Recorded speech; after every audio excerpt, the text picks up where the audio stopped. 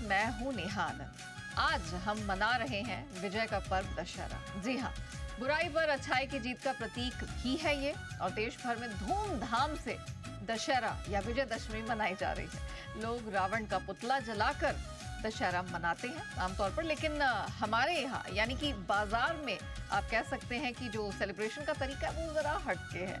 आज हम आपको बताने वाले हैं कुछ ऐसे स्टॉक्स, कुछ ऐसे शेयर जो आपके पोर्टफोलियो में श्री राम के जैसे विजयी होने का मंत्र फूंक देंगे। ये वो शेयर हैं जो हर बुरे हालात से लड़कर उभरे हैं, जीते हैं, और इन्हें अगर आपने अपने पोर्टफोलियो में जोड़ लिया या डाल लिया तो आप भी बाजार के हर उतार चढ़ाव से बिल्कुल बेअसर हो जाएंगे। तो आइए शुरू करते हैं विजयदशमी पर हमारी खास पेशकश दशहरा शेयर।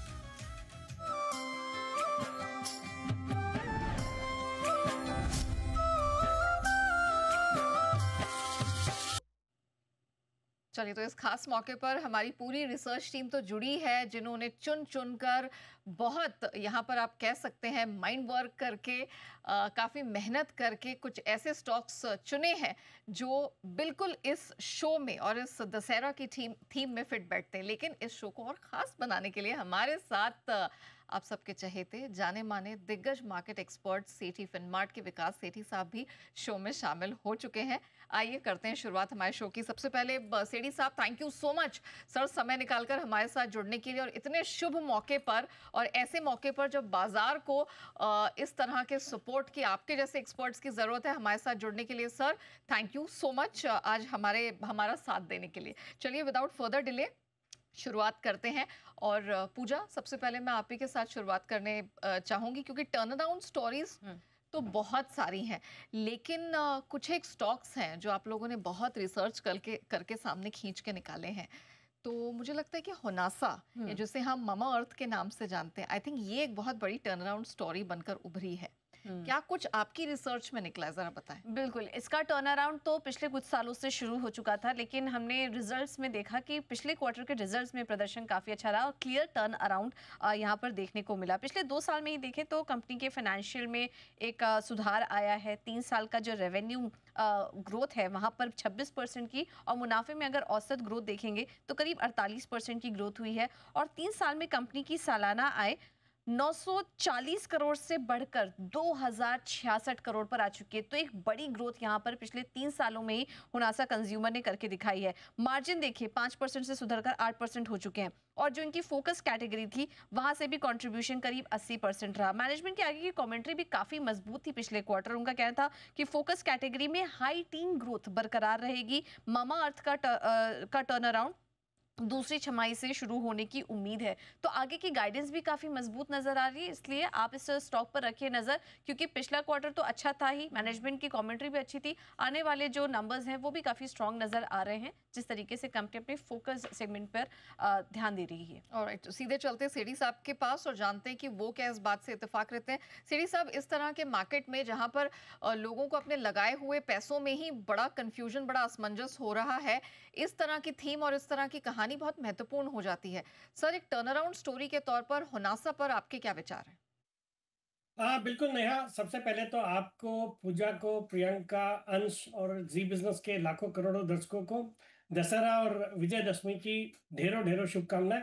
और आशा करता हूँ ये जो भी स्टॉक्स आप सब ने आइडेंटिफाई करे हैं, इन सब में जो जी बिजनेस के लाखों करोड़ों दर्शक हैं उनको विजय मिले, उनको उनके पोर्टफोलियो में एक अच्छी खासी वृद्धि देखने को मिले over the next 1 to 2 years। बाकी जहां तक होनासा का सवाल है, पूजा ने एक बहुत ही बेहतरीन कंपनी, बहुत ही बेहतरीन स्टॉक को आइडेंटिफाई किया है, और डिटेल्स उन्होंने बता भी दिए हैं।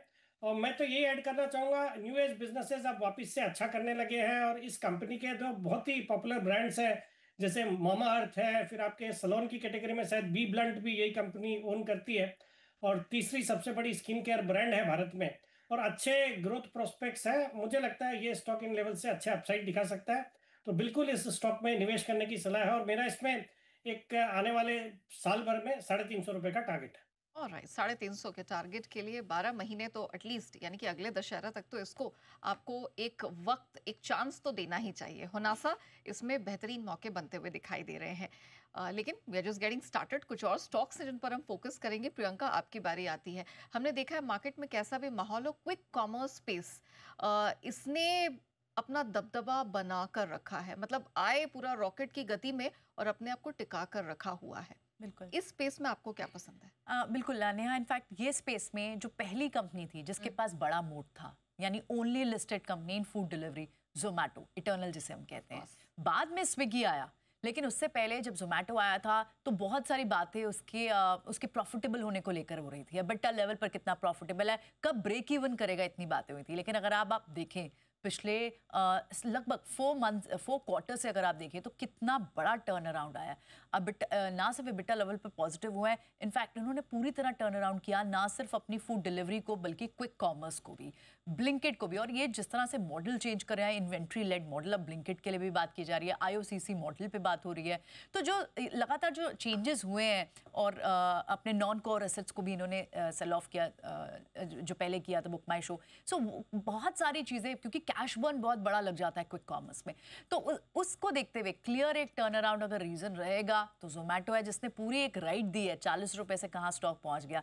लेकिन सेठी साहब अब आगे बता सकते हैं कि आगे की जर्नी अब कहाँ तक ले जा सकती है स्टॉक को। बिल्कुल, आपने सही कहा। इनफैक्ट सेठी साहब, आपका ही व्यू जानना चाहेंगे, क्योंकि आए दिन तो इस पर आपसे अक्सर बातें होती रहती हैं। लेकिन अब जब कोई अपने पोर्टफोलियो में इसको एक लंबा साथी बनाने का सोच रहा है, पर्टिकुलरली जैसा माहौल है, आपके व्यूज क्या है? नहीं, बिल्कुल नया बेहतरीन स्टॉक का प्रियंका ने आइडेंटिफाई किया है। मैं भी इस स्टॉक पे बुलिश हूँ। अनिल जी ने भी कई बार रिकमेंड किया है और बहुत निचले स्तर से वहां से पिछले साल भर में मल्टीबैगर रिटर्न्स इस स्टॉक ने ऑलरेडी दिया, बट यहाँ पे भी अच्छा लग रहा है। जो हर कुछ जो है कंपनी अच्छा कर सकती है, कर रही है। इनका जो ऑनलाइन फूड प्लेटफॉर्म है, भारत का सबसे ज्यादा डाउनलोडेड फूड और ड्रिंक एप्लीकेशन है। फिर ब्लिंकिट का एक्विजिशन करके बहुत ही अच्छे तरीके से इन्होंने इंटीग्रेट किया और आजकल वो हमारी रोजमर्रा की जिंदगी का एक बहुत ही अहम हिस्सा हो गया। फिर इन्होंने ऑनलाइन टिकटिंग बिजनेस भी एक्वायर कर लिया पेटीएम का। और इनका जो एक सेगमेंट है हाइपर प्योर, जो B2B सप्लाई प्लेटफॉर्म है, वो भी बहुत अच्छा कर रहा है। मतलब नटसेल में ये एक थीम है, हो रे का। हो माने होटल्स, रे माने रेस्टोरेंट, का मतलब कैटरर्स। इन तीनों सेगमेंट को कैटर करने वाली बेहतरीन कंपनी है। आने वाले सालों में बहुत अच्छा परफॉर्मेंस रहेगा। मेरे इसमें कंजर्वेटिव टारगेट है 400 रुपए के, बिल्कुल पोर्टफोलियो का हिस्सा होना चाहिए। बाकी मुझे लगता है there could be huge upside to this stock. 10 से 400 की जर्नी कमाल की बात है। मतलब true blue turn around story जिसे कहते हैं, उसके पूरे लक्षण एटर्नल में दिखाई दे रहे हैं। तो अगर आपने ले रखा है तो कॉन्ग्रेचुलेशंस टू यू, बने रहना चाहिए। नहीं लिया तो अभी भी आपके पास मौका है 400 तक के टारगेट छूने का। आइए अब अंश की तरफ बढ़ते हैं। अंश, हमने देखा है कि मार्केट की या इंडियन फाइनेंशियल स्पेस की रिन्यूएबल स्पेस जो है वो एक बहुत बड़ी टर्न अराउंड स्टोरी बन के साबित हुई है। नित नई कंपनीज निकल कर आ रही हैं और ये सेक्टर बहुत तेजी से आगे बढ़ता हुआ दिखाई दे रहा है। आपको यहाँ पर कुछ ऐसी टर्न अराउंड स्टोरी दिखी है? बिल्कुल, वैसे तो पूरा ओवरऑल सेक्टर ही टर्न अराउंड हो रहा है, लेकिन यहाँ पे आइनॉक्स विंड की अगर बात करें, ये काफ़ी अट्रैक्टिव दिख रहा है क्योंकि 8 सालों में पहली बार FY25 में प्रॉफिट दर्ज करता हुआ दिखा है। वहीं इनके अगर रेवेन्यू की भी बात करें तो FY24 से 25 के बीच में अगर रेवेन्यू देखें तो लगभग 2 गुना बढ़ता हुआ दिखा है। तो यहाँ पे प्रॉफिट और रेवेन्यू दोनों में काफ़ी अच्छा सुधार, काफ़ी अच्छा टर्न अराउंड बनता हुआ दिखा है। इसके साथ साथ अगर हम नेट की भी बात करें तो उसमें भी काफ़ी अच्छा सुधार हुआ है, काफ़ी इसमें रिडक्शन आता हुआ दिखा है। इन्वेंट्री डेज की बात करें तो ये घटते हुए दिखे हैं, जहाँ पे कैश कन्वर्जन साइकिल पहले 464 डेज हुआ करती थी, वो घट के अब 326 डेज हो चुकी है। साथ ही साथ अगर हम ऑपरेशनल परफॉर्मेंस पे भी नज़र डालें तो यहाँ हम देख रहे हैं कि FY25 में जो है कंपनी ने 705 मेगावाट के विंड टर्बाइन जनरेटर्स एग्जीक्यूट किए, जबकि FY24 में देखेंगे तो उस वक्त 380 मेगावाट के भी नीचे थे। तो यहाँ पे जो है ओवरऑल सारे पैरामीटर्स पे काफ़ी अच्छा यहाँ पे परफॉर्मेंस आता हुआ नजर आ रहा है। आइए अब इस पर भी सीडी साहब की राय ले लेते हैं। सीडी सर, रिन्यूएबल स्पेस को लेकर तो आप काफी बुलिश वैसे भी रहे हैं, लेकिन आइनॉक्स विंड पे इन पर्टिकुलर आपका क्या व्यू बन रहा है अगले दशहरा तक? बिल्कुल, अगेन अंश ने भी एक बहुत ही बेहतरीन कंपनी आइडेंटिफाई करी है। आइनॉक्स विंड पे बुलिश हूँ। मैंने बहुत निचला लेवल से इस स्टॉक को रिकमेंड किया, उसके बाद मल्टी बैगर रिटर्न्स दिए, फिर कुछ कॉर्पोरेट एक्शन हुआ, स्टॉक स्प्लिट हुआ है। बट यहाँ पे भी बहुत ही अच्छा लग रहा है ये स्टॉक। जिस तरह से सरकार का फोकस है रिन्यूएबल एनर्जी के ऊपर, खास करके ये जो विंड एनर्जी का भी जो सेगमेंट है, वहां पे भी जो 40-50 गीगावाट की आज कैपेसिटी है, उसको 100 गीगावाट तक ले जाने का सरकार का एक संकल्प है। मुझे लगता है उसका एक बहुत बड़ा बेनिफिशियरी ये कंपनी होगी। और आजकल लिमिटेड प्लेयर्स बचे हैं। पहले कुछ गवर्नमेंट की पॉलिसीज ही थी जिसकी वजह से काफ़ी सारी कंपनियां बंद हो गई, बट अब जो सर्वाइव कर रही है वो बहुत ही अच्छा कर रही है और कंपनी का टर्नअराउंड परफॉर्मेंस रहा है। और एक और इसमें ट्रिगर रहेगा, इनका जो ईपीसी कारोबार है, जो एक रेस्को ग्लोबल नाम की कंपनी है उसके अंतर्गत है, वो भी, उससे भी वैल्यू अनलॉकिंग की बातें हो रही है। वो भी जब कभी होता है मुझे लगता है एक बड़ा पॉजिटिव ट्रिगर होगा। तो all in all very good stock to own और बहुत ही ट्रिमेंडस अपॉर्चुनिटी है, खरीदारी करने की सलाह है। 200 रुपए के मेरे इसमें आने वाले दशहरा तक के, अगले साल के दशहरा तक के टारगेट रहेंगे।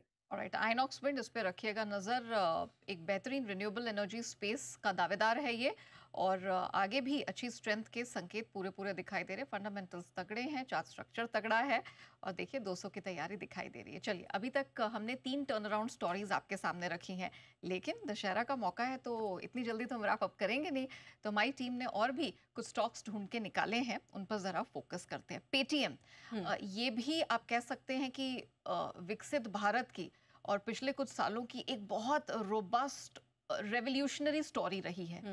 इसमें कैसे टर्न अराउंड देखने को मिला? बिल्कुल, और दिक्कतें तो आई थी, हालांकि ग्रोथ शुरुआत में काफ़ी अच्छी हुई, काफ़ी बातें की गई, लेकिन बीच में थोड़ी दिक्कतें भी आई कंपनी के ऊपर। लेकिन उन सभी दिक्कतों से देखिए बाहर निकलते हुए पेटीएम वापस से अपनी जो ग्रोथ है वो मजबूती से कैप्चर करता हुआ नजर आ रहा है, और वो हमने नंबर्स में भी देख लिया है। अगर आप रेवेन्यू ट्रेंड देखेंगे, वहाँ पर भी लगातार ग्रोथ हो रही है। कंपनी मुनाफे में लौट आई पिछले क्वार्टर में, ब्रेक इवन कहीं कहीं काफ़ी सारे फैक्टर्स में नजर आए हैं। तो ये कंपनी है जिस पर कि आप नजर रखिए, क्योंकि FY27 में माना जा रहा है कि जून 2025 में ही हम देख लेंगे आने वाले समय में कि EPS पॉजिटिव भी होते हुए नजर आएगी।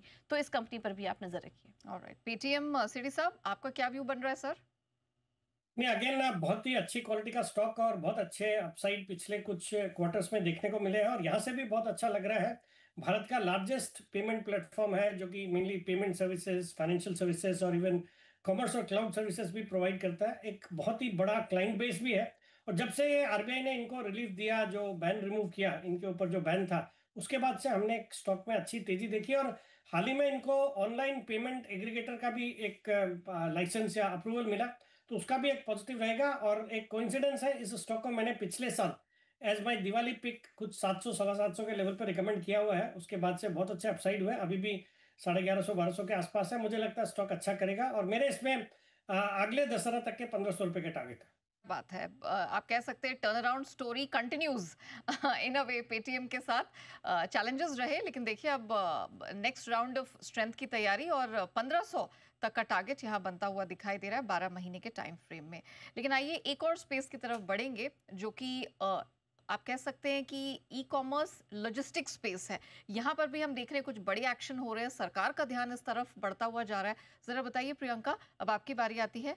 यहाँ पर delivery, I guess. Yes absolutely Neha, actually new age company भी है, लॉजिस्टिक कंपनी भी है, और इसने भी एक टर्न अराउंड दिखाया है, या तो इंडस्ट्री लेवल पे टर्न अराउंड हो या फिर कंपनी लेवल पे। तो कंपनी लेवल पे जो टर्न अराउंड है वो डिलीवरी के लिए बड़े अच्छे कैप्चर होते हैं। अब आप देखिए, पहले एक तो इन्होंने जो ऑटोमेशन के सहारे अपने एग्जीक्यूशन को बेहतर करने का एक ये पॉइंट बाजार को पसंद आ रहा है। दूसरा, कैपेक्स हैवी फेज से अब ये free cash flow generating business की तरफ बढ़ती जा रही है।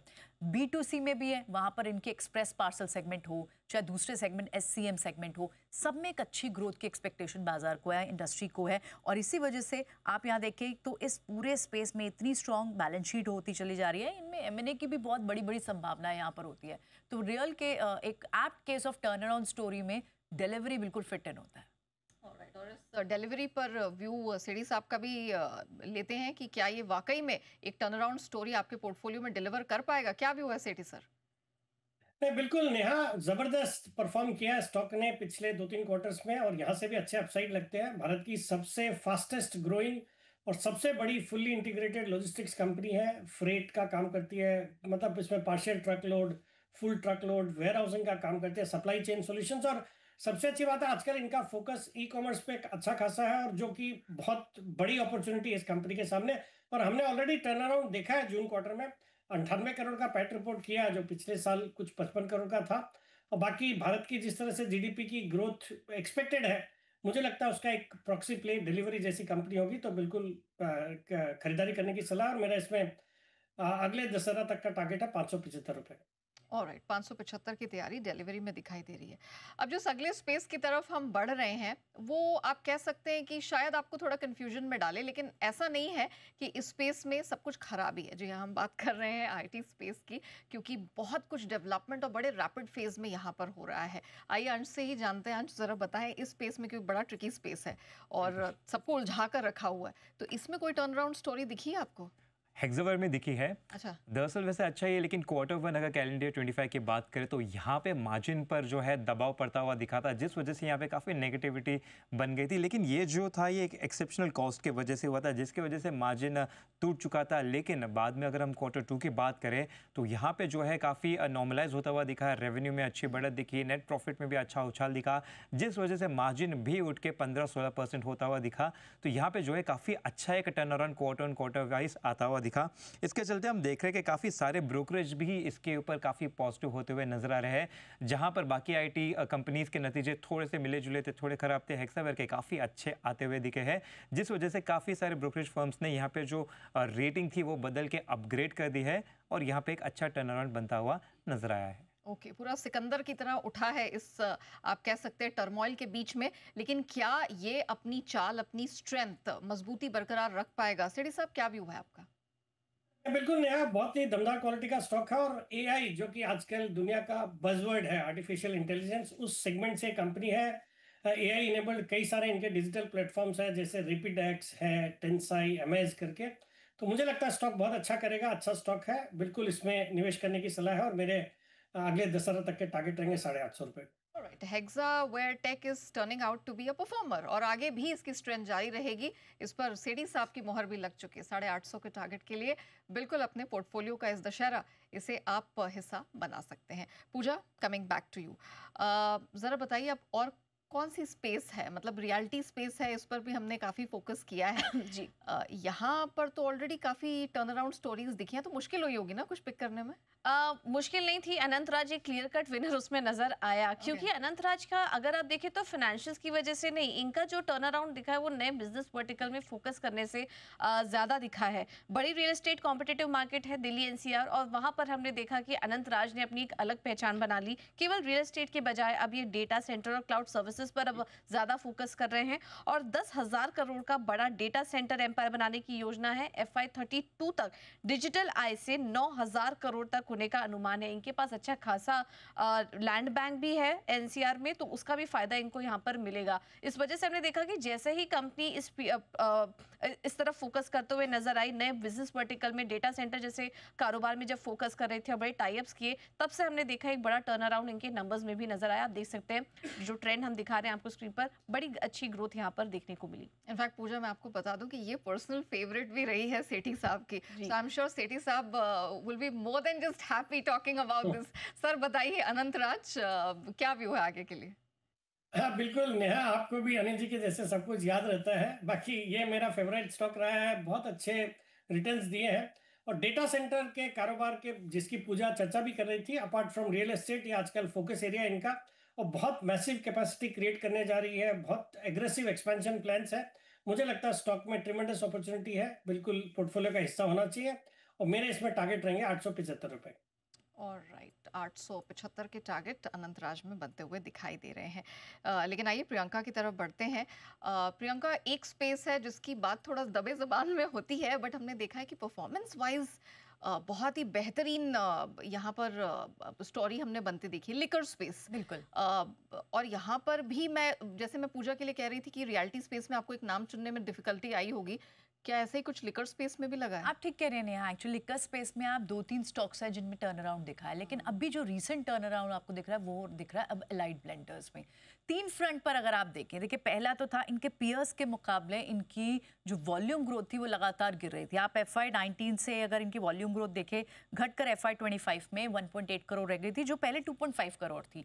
दूसरा, इन्होंने इस पर काम किया, अपने पीयर्स के सामने लगाते। दूसरा एक बड़ा रीजन था कि इनकी डिपेंडेंस बहुत ज़्यादा एक लो प्रीमियम मास सेगमेंट में थी, एक पर्टिकुलर प्रोडक्ट में। इन्होंने वहाँ चेंजेस किए, अपने प्रोडक्ट मिक्स को चेंज किया, सुपीरियर क्वालिटी, अच्छे लॉन्चेस पर जोर दिया। और तीसरा कंपनी की बैलेंस शीट को हेल्दी करने में काम किया। बहुत सारे खर्चे अपने कंपनी लेवल पर, ऑपरेटिंग लेवल पर अपने इन्होंने हटाए, कम किए। और अगर अब आप इनकी net debt to EBITDA ratio देखें जो 4 टाइम्स पहले थी, जिसकी वजह से इनके कई स्टैचुरी पेमेंट्स, डेट बहुत कुछ बड़ा हुआ था, वो अब कम करके लगभग 1.5 गुना रह गया है। तो काम काफ़ी किया इन्होंने और एक टर्न अराउंड स्टोरी है क्लियरली। और ब्रोकरेजेस काफ़ी बुलिश हैं, किसे डार्क हॉर्स तक कह रही हैं। तो ये एक टर्न अराउंड स्टोरी का एग्जांपल अच्छा है। चलिए एक बार सेठी साहब की भी राय जान लेते हैं। सेठी सर, क्या वाकई में ये डार्क हॉर्स साबित हो रहा है? नहीं, अगेन वेरी गुड स्टॉक, और बिल्कुल सही कहा आपने, स्टॉक अच्छा करना चाहिए। और तीसरी सबसे बड़ी लिकर कंपनी है, प्लस जिस तरह से सरकार ने डिस्पोजेबल इनकम को बूस्ट दिया है उसका एक फायदा डेफिनेटली होता है। और बहुत ही पॉपुलर ब्रांड्स हैं, इम्प्रूव परफॉर्मेंस इस कंपनी का देखने को मिला है। तो बिल्कुल 625 का मेरा इसमें टारगेट रहेगा अगले दशहरे तक का। राइट, और इस शो के क्लोजिंग की तरफ हम आ रहे हैं, लेकिन अंश आप घबराए नहीं, आपका स्टॉक भी हम लेंगे। आई थिंक एनर्जी स्पेस से जुड़ा एक और नाम है, अक्सर चर्चा होती है और अपने वाइल्ड मूवमेंट्स के लिए भी ये जाना जाता है। बिल्कुल। नो ब्राउनी पॉइंट्स फॉर गेसिंग, अंश खुद ही बता देंगे। बिल्कुल, और ये स्टॉक है सुज़लॉन का, और ये ट्रेडर्स फेवरेट स्टॉक है। बिल्कुल। देखेंगे तो 10 सालों तक तो ये एक सिंगल डिजिट में ही ट्रेड करता था, तो ये काफ़ी ज़्यादा ट्रेडेबल स्टॉक है। अब यहाँ पे अगर फंडामेंटल ट्रेंड देखें तो पिछले 10 सालों का अगर हम ट्रेंड देखें तो FY 18 से बात करें तो तभी काफ़ी नेगेटिव में रहा करता था। फिर हम देख रहे कि FY 22-23 में जो है फ्लैट से थोड़ा पॉजिटिव होता हुआ दिखा है, और अब यहाँ पे हम देखें तो 1000-2000 करोड़ में इसके प्रॉफिट आते हुए नजर आते हैं। डेट की बात करें तो डेट इंटरेस्ट पेमेंट की बात करें तो FY 15 में जहाँ पे लगभग 2000 करोड़ पे करते थे, अब हमने देखा इस फाइनेंशियल ईयर में सिर्फ 250 करोड़ ही पे किया है। तो यहाँ पे जो है डेट में भी काफ़ी अच्छा रिडक्शन आता हुआ दिखा है। पी रेशियो की बात करें तो स्टॉक का पी रेशियो भी लगभग 35-36 के आसपास ट्रेड कर रहा है। इसके अगर कॉम्पिटिटर्स की बात करें, सीमेंस एनर्जी का पी रेशियो 300 है, CG पावर का 110 के आसपास है, हिताची एनर्जी का 170 के आसपास है। तो उस लिहाज से भी स्टॉक जो है पी रेशियो के हिसाब से काफ़ी अट्रैक्टिव वैल्यूएशन पे बैठा हुआ है। सेठी साहब, क्या लगता है ट्रेडर्स फेवरेट स्टॉक है ये? निवेशकों की जो दिक्कतें हैं पर्टिकुलरली करंट मार्केट में, उसे दूर कर पाएगा? नहीं, डेफिनेटली अच्छा स्टॉक है। और मैंने इस सेक्टर की तो पूरी डिटेल में आइनॉक्स विंड के संदर्भ में चर्चा करी। ये भी एक बहुत ही दमदार कंपनी है और एक टर्न अराउंड परफॉर्मेंस रहा है। और जिस तरह से सरकार का भी फोकस है और कंपनी जो कुछ कर रही है, मुझे लगता है स्टॉक अच्छा करेगा। 75 रुपए के मेरे इसमें अगले 10 तक के टारगेट है। ओके अभी हमारे तीनों रिसर्चर्स ने मेरे तीनों कॉलीग्स ने अपनी तरफ से तो कुछ रिसर्चेस रखी, तो मेरा भी मन किया कि मैं भी एक स्टॉक दशहरा के मौके पर उसके बारे में चर्चा करूं। That is FSN e commerce, जिसे आप नायका के नाम से जानते हैं। फाइनेंशियल्स तो इसके काफ़ी बेहतरीन रहे ही हैं, चाहे आप मुनाफे के फ्रंट पर, आय के फ्रंट पर या मार्जिन के फ्रंट पर देख लें, नो डाउट्स अबाउट इट। लेकिन कंपनी इन हाउस ब्रांड्स पर भी अच्छा फोकस कर रही है। हाउस ऑफ नायका, यहाँ पर हमने देखा है कि बहुत ज़बरदस्त लक्ष्य सामने इन्होंने रखा है और क्विक डिलीवरी में भी अब कंपनी की एंट्री हो रही है। तो I think Nykaa without a doubt सबके रडार पर ये रहा है। लेकिन सेठी साहब, आपका क्या व्यू बन रहा है इस कंपनी में? बिल्कुल नेहा, आपने तो जो एकदम टेस्ट करके जो पर्सनली यूज करती है वही कंपनी को पिक किया है। बहुत ही अच्छे पोटेंशियल लगते हैं इसके। 300 रुपए के मेरे इसमें टारगेट रहेंगे। और बाकी अब एक बहुत ही जबरदस्त ग्रोथ दर्ज कर रही है और एक इनका जो एवरेज ऑर्डर वैल्यू है with in the segment highest है। और मुझे लगता है स्टॉक अच्छा करेगा, तो खरीदारी करनी चाहिए या मेंटेन करना चाहिए इसको पोर्टफोलियो में 300 रुपए के टारगेट के लिए। ऑलराइट, चलिए, तो हमारी खास पेशकश दशहरा शहर, मैं उम्मीद करती हूँ कि हमारे सभी दर्शकों को पसंद आई होगी और आपको कुछ मदद मिली होगी अपने पोर्टफोलियो की चर्निंग को लेकर, और अगले दशहरा तक आप कहाँ निवेश कर सकते हैं इस पर भी कुछ क्लैरिटी मिली होगी। सेठी साहब, special thank you to you कि आप समय निकालकर हमारे साथ जुड़े और इतने बेहतरीन तरीके से, इतने कन्विक्शन के साथ सब पर आपने बिल्कुल क्लियर व्यू दिया। और मैं धन्यवाद करना चाहूँगी हमारी रिसर्च टीम का, पूजा, प्रियंका, अंश, थैंक यू सो मच इतने बेहतरीन स्टॉक्स, इतनी बेहतरीन रिसर्च रखने के लिए। फिलहाल हमें दीजिए इजाजत, लेकिन बने रहिएगा जी बिजनेस के साथ। ब्रेक के उस पार भी सिलसिला जारी रहेगा।